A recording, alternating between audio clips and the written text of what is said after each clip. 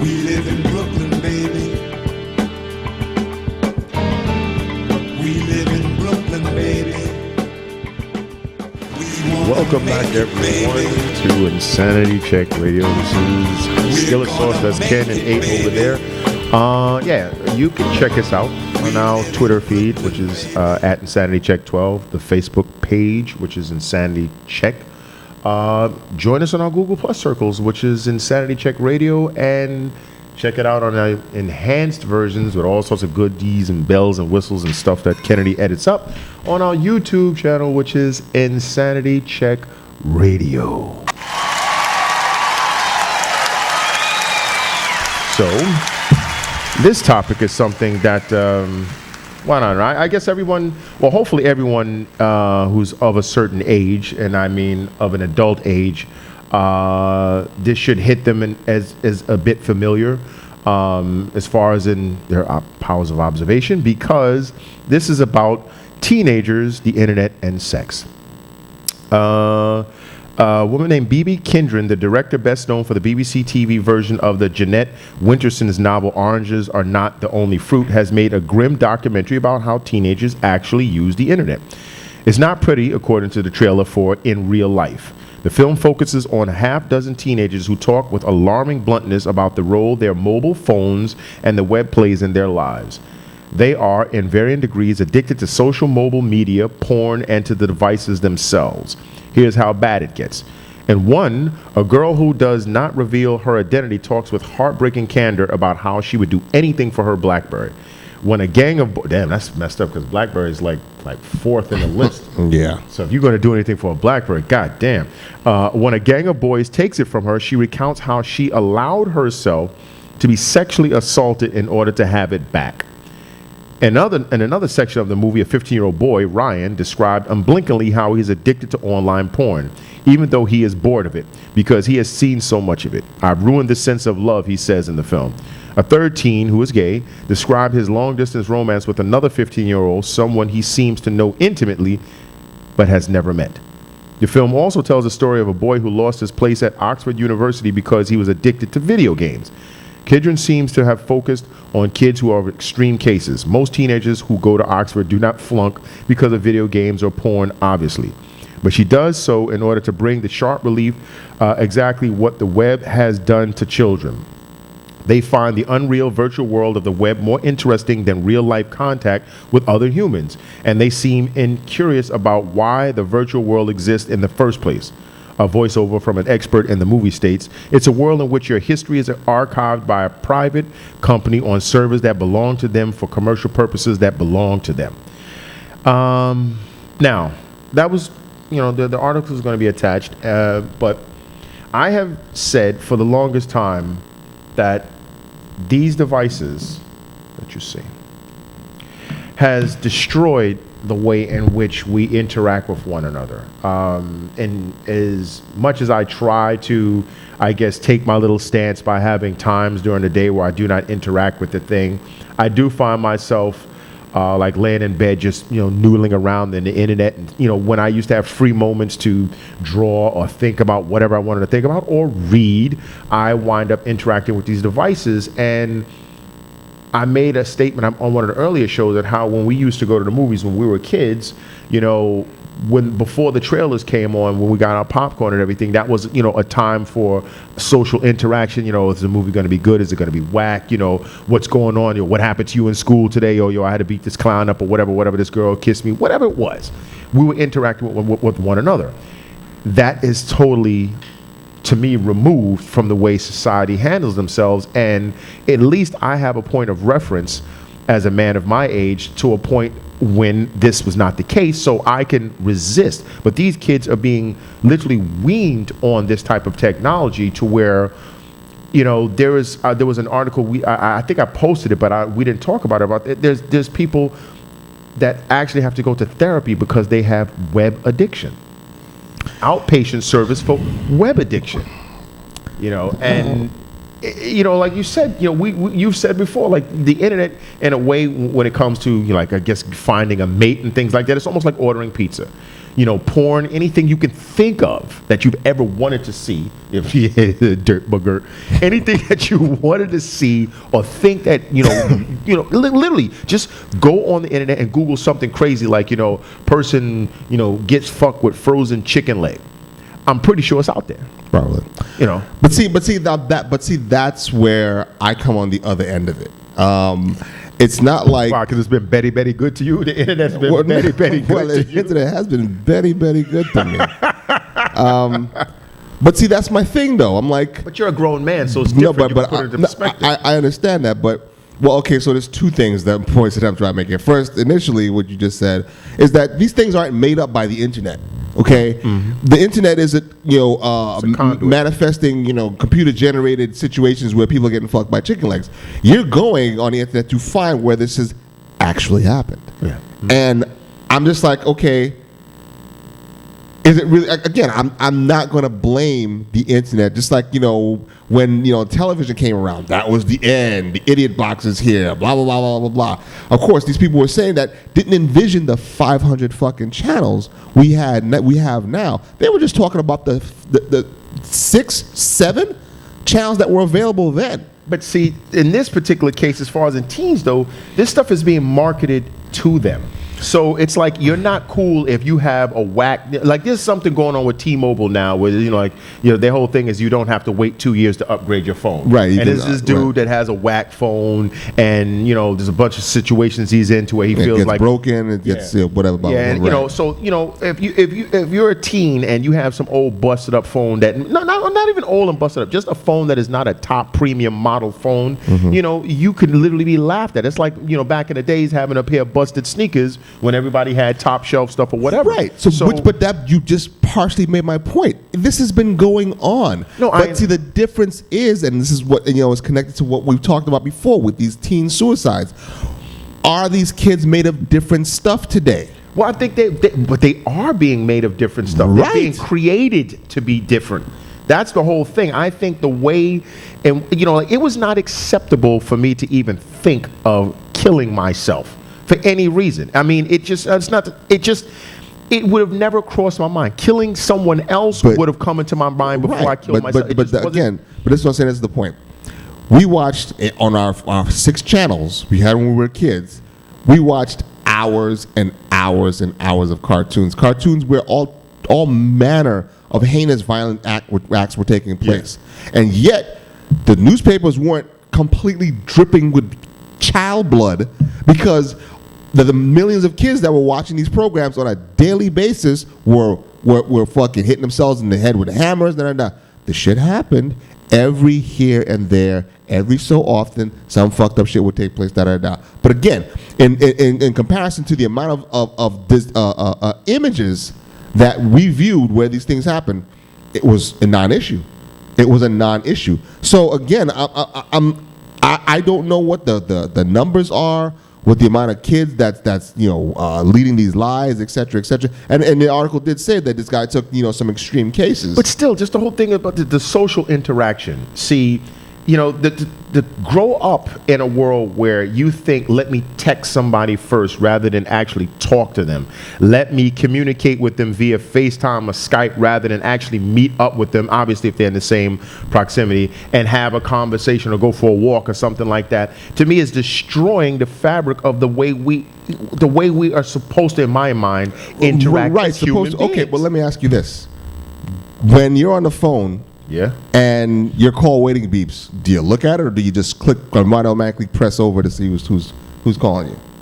Well, with these phones, obviously, it lets you know. It's not. I don't have a landline anymore, so I know who's there because their face will pop up or their icon or avatar, or whatever. Okay, but you can. That's your choice to put their face on there. You can just put their name or whatever's in my contacts will show up. Right, but I'm still saying my whole point is that you are using technology to make whatever aspects of your life easier. No, you don't have to do that. You can just leave it all blank, but you chose to put pictures on there. I understand, but I'm also a fully formed grown man. The whole thing is I had the good fortune to have been raised in a generation where and you know what? And I'm gonna tell you a very quick little anecdote. I understand. When I went to my friend's house 2 days ago, Okay? It was early in the morning. I had to go return something to her. We were talking in the kitchen. Her son came out. Her son is 14, maybe 14 years old. She told him, he I don't know if this kid's depressed, but he just seems a little like flat. So he came out and he was like, hey, how you doing? I was like, yo, what's up, man? She told him, no, go over there and shake his hand. And he looked at me and she looked at, I was surprised. I was like, what? He was like kind of like, she's like, no, go shake his hand and say hello. And I was like, if you don't want to do it, you don't have to do it. And she was like, no, he does. I'm teaching him to be a man. That's what she said to me. Okay? She's my age. I like turtles. That's guys. And my point simply is, and I will keep on blaming the parents until the parents are not responsible. But I understand what you're saying, but you got to think of it this way, because I know I have a friend who is of the mindset of television is bad. There's no television. There is a television in the household, but everything is controlled as far as it's all Blu-rays or DVDs. There's no actually outside feed coming in. But she tells me because of this, her kids get it in school. Yeah. They're like, mommy is weird. You guys must be under child abuse kind of scenarios because you couldn't watch this, or you don't know what that is, or you're not up to date on so and so. And that's what the parents have to. They have to literally toe that line, because they can make a stance and go, okay, put that phone down or don't interact in this particular way. But then their peer group is going to be like, what's wrong with you? You're a weirdo. And the crazy thing, I saw, and as you well know, most students, kids, I saw my friends, if you talk about hours in the day, conscious hours, more than I saw my folks. Because I was in school from, 8:30 to 3:30, but then hanging out afterwards and then playing or whatever else. So I was basically inside when I left in the morning, and for dinner, because I was out hanging out with you and Des and everybody else. So it was for dinner, and then, an hour and a half, and then I'm going to sleep. So even though I understood that, these people were the ones that provided for me and so on and so forth, I was too much of a narcissist and too arrogant to really succumb to peer pressure, but that was me. But I could see how, I'm spending all my time around these people. These kids are spending time around their peer group, and it's like, you're a weirdo because, And while I dig that, this is just I understand. But that's why I said earlier in the last segment, these are these just signs of the time? Is this just what happens when society reaches certain levels? I mean, things are going to change. They're just going to change. But this is not a change for the better, man. I didn't say it was necessarily for the better, but again, in different societies, this may not be as big of an issue. I mean, we all know that this place is fucked beyond comprehension. Yeah. So this is just another byproduct of that shit. What you just described about these kids, like you said, we've been through it. Our parents have been through it. This is just what happens. This is just society. But you also will say that you, as a fully grown man with gray hair on your head, will fucking, or at least think twice about crossing the street because you got your ass whooped by your parents when you fucked up and did something wrong regarding street crossing. Yeah, you're right. 30 years plus 40 years, whatever the fuck it is later. 41 years ago. It still resonates. 41 because years ago. His parents did something. They didn't just fucking stand around or complain or leave it to the school system, which is shit. Which we'll talk about a little bit next. You know what I'm saying? Yeah. So, and again, I'm not saying it's easy. People have to fucking work. The economy is horrible. People have 2 jobs. I'm not saying it's easy, but and I'm not saying this is what you're doing, but my knee-jerk reaction is to not blame the instruments. See, I'm not necessarily blaming the instruments. I'm blaming the system for marketing these instruments in such a way to where they feel that you are an incomplete person if you do not use this. But again, the same thing with the fucking two-tone Taylords and all the rest of it. You had two-tone Taylords, 8?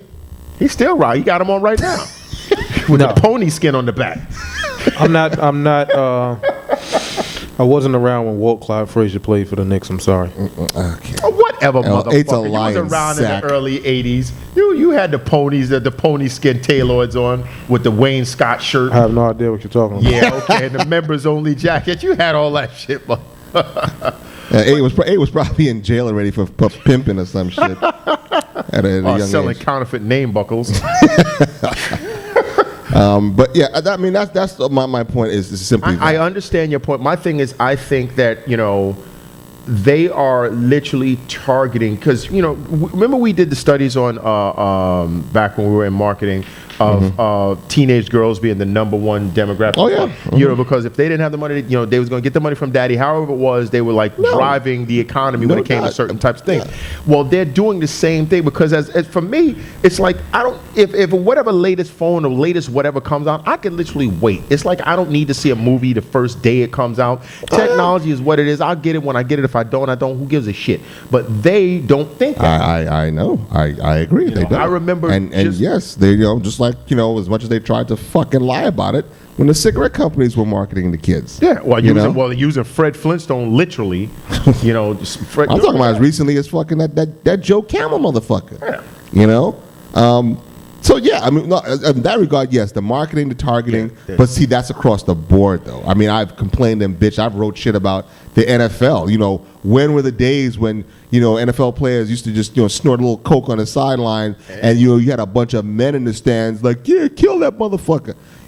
Today, now everyone who has a fucking pair of shoulder pads on is a role model who have to protect your children from whatever the fuck is going on out there. He has to tell your kids, you can't do this.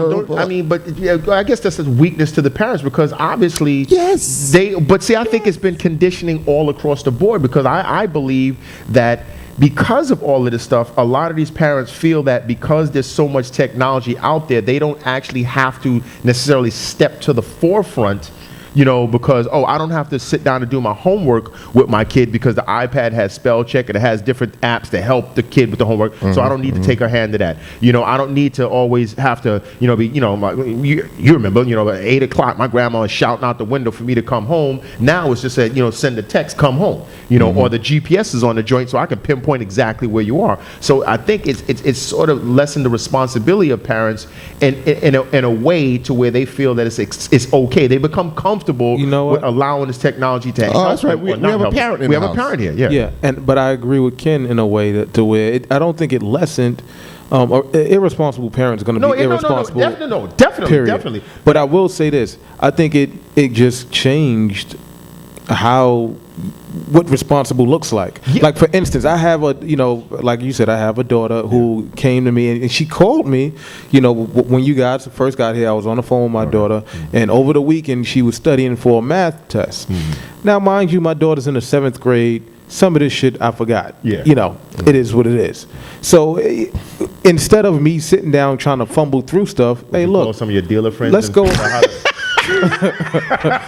We went online and looked at some, just older YouTube and tutorials and stuff like that. I mean, it can be useful. It's just people that don't use it the way it's that's what I was just about to used. say. The texts and all of this shit, yes, why exactly do I have to run, circle my block to find my kid when I can text him to come home if the kid will listen? Of course. No, see, that's the whole shit. I don't think, like you said, an irresponsible parent is going to be an irresponsible parent, but I think it's like, for instance, when you Beepers aren't only for drug dealers, Dre. Whatever, man. And that's one to grow on. I'm just saying, like you guys drive. I don't drive, and like some people, like, hey, the store could be 3 minutes away walking, but they have the convenience of the car, so they'll just hop in the car and drive. It doesn't mean that they're necessarily lazy per se, but it's like, it's here. Let me utilize it. So I think by having this technology at their disposal, I don't think they just go into it being irresponsible, but it's like, well, one thing will lead to another thing, lead to another thing. Right, no doubt. I agree. Right. See, so, but again, like you said, if you're responsible, I mean, this might be a whack ass analogy, but it's like kind of like gaining weight. If you're truly hell bent on not getting fat and out of shape, or at least not getting morbidly obese, there will come a point, where you look at yourself and you're like, yeah, I got to stop this right now and do something about it. That's why I'm like, I never understand when people are like, yeah, before I knew it, I gained like 200 pounds. Oh, yeah, the fuck bullshit. does that mean? Right. You saw the shit coming, you just didn't stop it. You see your child slipping away, you don't stop it. But That's then- the problem. Yeah, but then the accessibility, the whole thing about the porn and the poor kid addicted to porn. Right. I mean, Well, yeah. that's, to have that that kind really a of bad stuff thing? at you. Yeah, man, it is well- because you know what? Because if he thinks that, a 15-year-old girl is supposed to be goggling, AIDS scum? not AIDS scum. But I'm serious, but I'm saying, the kid probably seen those chick No, blowing yeah, cum yeah. bubbles and bathing in Ill. jizz and shit. And Ill. he's So probably you gonna- never got into like your pops, your older brother's porn? Of course. Right. So my That's whole what thing exactly is saying. now instead of just watching one porn over No, but and see, that's over just and it. over and over. Because this whole thing is like, because I remember the old Yeah. Puritan magazines and all that. 'Cause Puritan magazines had the beautiful photography and all this other kind of Jugs. stuff. Jugs. So and all now that you were worried about photography. now you were more concerned with who actually took the pictures. Hey, I'm a creative dude. I was like, yo, this photography is really good. Except, my father was into that prison bar shit, so the chicks all looked like they was incarcerated. And I mean, so Your family. What? I'm sorry. I'm sorry, what? What did I just miss here? What? I don't recall this type of pornography. yeah, man. I'm telling you, man. I was like, yo, it was like some real, like, it was like the shit was like underground porn magazines, and all the chicks, like, it was like porn made in jail for real.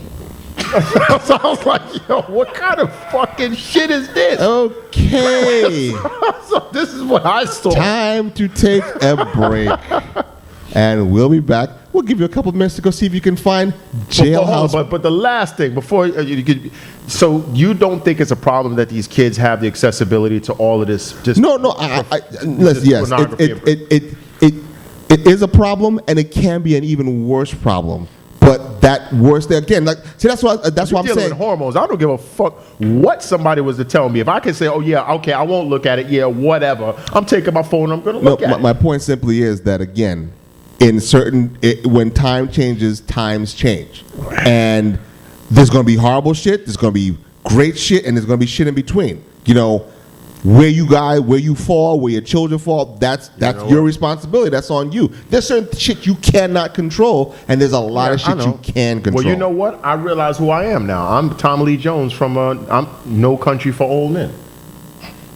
That's what it is. I can't wrap my brain around it. And I'm not putting that whole movie up. You'll just have to watch that shit on your own. And your father liked jail porn. That's what I like Daddy about did. it. AIDS scum. We'll be back in a couple minutes. We're trying to